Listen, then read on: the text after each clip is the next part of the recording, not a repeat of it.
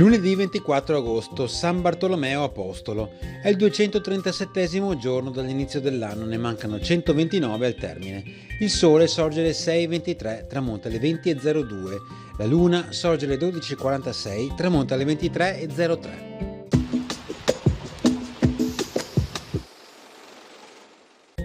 Dall'alto del campanile di San Marco, Galileo Galilei prova il cannocchiale che egli ha appena scoperto. I senatori veneti fanno a gara nel chiedere spiegazioni sull'uso dello strumento.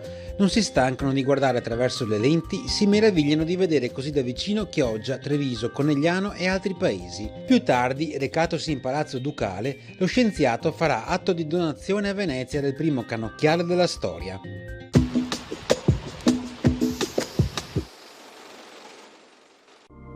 Le previsioni per domani. Cielo in prevalenza sereno o poco nuvoloso, salvo residua variabilità nelle primissime ore, specie sulla pianura meridionale ed orientale. Temperature minime in diminuzione, massime stazionarie in pianura, in aumento in montagna.